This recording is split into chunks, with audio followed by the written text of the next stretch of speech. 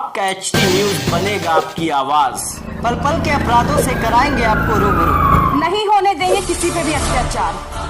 हम हैं आपके साथ और देखते रहिए एचटी। नमस्कार, मैं एक और आप देख रहे हैं हंगामा टाइम्स न्यूज। आइए नजर डालते हैं राजधानी की बड़ी खबरों पे। नेताजी सुभाष चंद्र बोस की सेना, जी हाँ, आज हम बात करने वाले हैं प्रांतीय रक्षक दल की, जहाँ पूरे उत्तर प्रदेश में प्रांतीय रक्षक दल अलग अलग जगहों पर अलग अलग तरह के काम करता नजर आ रहा है। कभी उनकी ड्यूटी चुनाव में तो कभी अलग अलग जगहों पर उनकी ड्यूटी लगा दी जाती है। लेकिन जहां उनकी प्रमुख मांग है, जिस तरह से अपनी मांग को लेकर, अपने वेतन को लेकर संघर्षरत है, प्रदेश सरकार से लगातार गुहार भी लगाते नजर आते हैं। तो वहीं न्यायालय द्वारा भी एक आदेश पारित हुआ, जिसमें जैसा कि 19 फरवरी 2020 को न्यायालय द्वारा आदेश पारित हुआ कि इनके विभाग के लिए कि होमगार्डों के वेतन के बराबर इनको वेतन दिया जाए। जहां बता दें कि होमगार्ड को इस समय वेतन 700 रुपये दैनिक दिहाड़ी के हिसाब से मिल रहा है। जहां अभी भी पीआरडी जवान अपने वेतन मान की लड़ाई लगातार लड़ रहे हैं, प्रदेश सरकार पर विश्वास भी जताते हैं, लेकिन प्रदेश सरकार उनकी मांगों पर विचार नहीं कर पा रही। जहाँ आज भी राजधानी के दारुल सभा कॉमन हॉल में पीआरडी जवानों की एक बैठक चल रही है, जहाँ इनके अध्यक्ष रामनरेश यादव हैं। जहाँ भी हम जानेंगे कि आज की बैठक का प्रमुख उद्देश्य क्या है और किस तरह से न्यायालय के आदेशों की धज्जियां विभाग उड़ा रहा है। और जिस तरह से चेतन चौहान, जो इस विभाग के मंत्री हैं, उन्होंने भी लिखित में दिया विभाग को, लेकिन कहीं ना कहीं मंत्री और न्यायालय को ताक पे रखते हुए विभाग उनकी आदेशों की अवहेलना करता नजर आ रहा है। जहाँ भी जानते हैं कि प्रमुख बड़ी समस्या क्या आ रही है पीआरडी जवानों को, जो कि लगातार 1-1.5 साल से संघर्षरत है और धरने प्रदर्शन के माध्यम से सरकार को लगातार चिताने का काम करते हैं, लेकिन उनकी मांगों पर सरकार विचार नहीं कर रही। रामनरेश जी, बताइए आज की बैठक का उद्देश्य क्या है और किस तरह से जो आदेश हुए थे न्यायालय द्वारा विभाग को, उसकी अवहेलना किस तरह से विभाग करना है?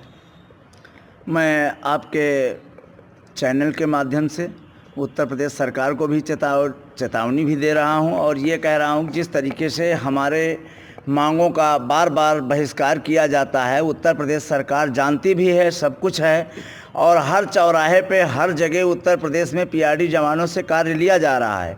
और सुप्रीम कोर्ट का आदेश अक्टूबर 2016 में भी हो चुका था कि समान कार्य का समान वेतन सभी जवानों को दिया जाए, परंतु अभी तक पीआरडी जवानों को कुछ नहीं मिला, जिसके माध्यम से हम लोगों ने हाई कोर्ट में, माननीय उच्चतम न्यायालय में एक अपील दायर किया कि हमारे विभाग से उत्पन्न हुए होमगार्ड को आज सारी सुविधाएं सरकार दे रही है और ड्यूटी दे रही है, परंतु पीआरडी जवानों को आज तक ना तो कहीं रोजगार में लगाया गया, ना इनका वेतन बढ़ाया गया। इनका परिवार जो है आज भुखमरी की कगार पे है।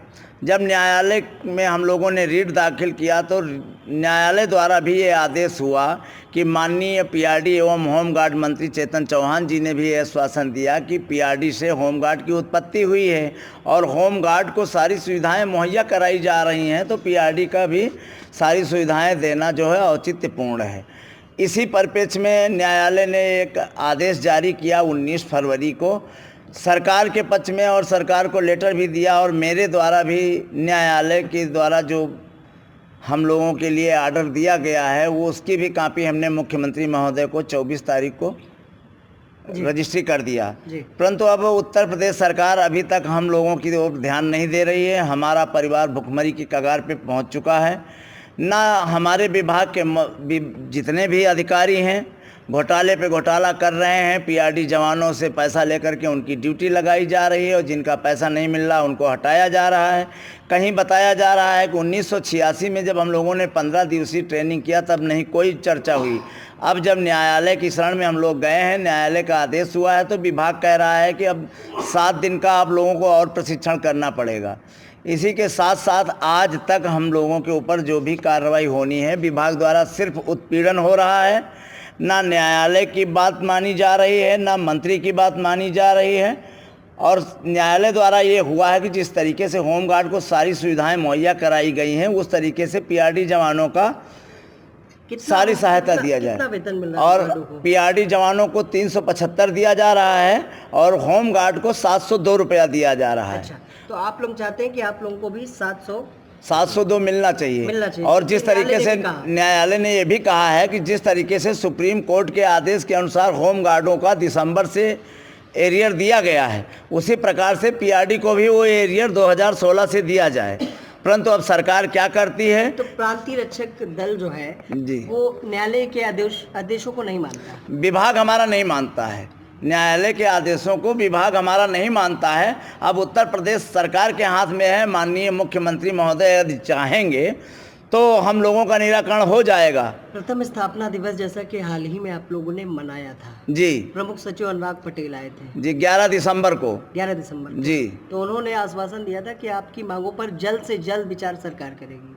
हाँ। क्या उनकी तरफ से कोई जवाब आया? अभी तक कोई जवाब नहीं आया। सिर्फ ये हो रहा है कि ड्यूटी बढ़ाई जाएगी और आप लोगों को काम दिया जाएगा। आश्वासन के बावजूद आज तक ना अनुराग पटेल के द्वारा कोई पहल हुई है, ना प्रमुख सचिव की तरफ से हुई है, बल्कि उत्पीड़न ही उत्पीड़न हो रहा है। मतलब कोर्ट न्यायालय के आदेश की कॉपी आप लोगों ने मुख्यमंत्री को भिजवा दी है, लेकिन अभी तक किसी तरह की कार्रवाई नहीं हुई। हम न्यायालय की कॉपी मुख्यमंत्री महोदय को भी भेज दिया है और हम आप लोगों को भी दे रहे हैं। आपके चैनल के माध्यम से भी ये जानकारी कर लिया जाए हम लोगों का आखिर इतना उत्पीड़न क्यों किया जा रहा है। और हम चाहते हैं कि माननीय मुख्यमंत्री जी इस पर विचार करें और पीआरडी जवानों का उद्धार करें। जिस तरीके से सबका विकास सबका साथ का नारा हुआ है, उसी तरीके से पीआरडी का भी विकास करने की कृपा करें। हमारे पीआरडी जवानों के जो बच्चे भूखमरी की कगार पे पहुंचे हैं उन्हें भी प्रफुल्लित करने की कृपा करें। बस यही मांग है। पीआरडी जवान जैसे काम करते करते उनकी अगर मृत्यु हो जाए तो क्या विभाग मुआवजा देता है ना? कुछ नहीं, पहले शुरू में ये हुआ था कि पीआरडी विभाग का भी सामूहिक बीमा 50,000 का है। हाँ। लेकिन उसमें जितने भी जवान मरे हैं आज तक, चाहे लोकसभा के चुनाव में चाहे विधानसभा के चुनाव में, जो भी हमारा पीआरडी का जवान आज ख़त्म हुआ है उसको एक पैसा नहीं मिला है। इसलिए हम बार बार यही अनुनय विनय करते हैं सरकार से भी कि मीडिया, प्रिंट मीडिया के माध्यम से सरकार चेते। हमारे पीआरडी के जवान जो शहीद हो रहे हैं ड्यूटी करने के दौरान, उन्हें भी बीमा का लाभ मिले, उनके परिवारों को भी कुछ अंतरिम सहायता दी जाए और पीआरडी जवानों को भी समान कार्य का समान वेतन दिया जाए। ये हमारी मांग बराबर चलती आ रही है। जब तक हमारे पीआरडी विभाग को युवा कल्याण विभाग से अलग नहीं किया जाएगा तब तक पीआरडी का विकास होना भी संभव नहीं है, क्योंकि युवा कल्याण अधिकारी ही हमारा लोगों का शोषण करते हैं। प्रत्येक जनपद में हमारे पीआरडी के जवान। इस समय कौन है, क्या नाम है उनका? इस समय हमारे यहाँ डिम्पल वर्मा प्रमुख सचिव हैं। महानिदेशक का भी कार्यभार उन्हीं के हाथों में है और हमारे विभाग में सीपी सिंह और आजाद शत्रुशाही, ये लोग जो है पीआरडी जवानों का सिर्फ शोषण करने के अलावा कोई नया कार्य नहीं कर रहे हैं। और हम लोग यही चाहते हैं कि आपके चैनल के माध्यम से सरकार ये चेते कि हर साल हमारे पीआरडी के जवान 40-50 प्रत्येक जनपद में रक्तदान करते हैं और उसमें लिखा जाता है कि युवा कल्याण के 40 जवानों ने रक्तदान किया। तो जब खून हमारे पीआरडी के जवान देते हैं तो पीआरडी जवानों का नाम होना चाहिए। और 26 जनवरी, 15 अगस्त ये जो परेड होती है राष्ट्रीय पर्व में हम लोगों को सम्मिलित किया जाए और जो हम लोगों का ब्लड लिया जाता है तो हमारे विभाग का नाम हो। कि केंद्र सरकार और प्रदेश सरकार जिस तरह से नेताजी की जयंती पर उन्हें माला पहनाकर उनको याद करती है, जी, तो क्या लगता है कि नेताजी की सेना का वो सम्मान कर पा रही है? नहीं कर पा रही है। सरकार कहती तो है माला पहनाने से नेताजी का सम्मान है या उनकी सेना को सम्मान देने से? नहीं, उनकी सेना को सम्मान दिया जाए। अगर पीआरडी, उनकी सेना ये जो भूखों मर रही है, ये अगर प्रफुल्लित होगी तभी तो सच्ची श्रद्धांजलि होगी कि नेताजी को सही मायने में उत्तर प्रदेश सरकार या भारत सरकार माल्यार्पण करती है।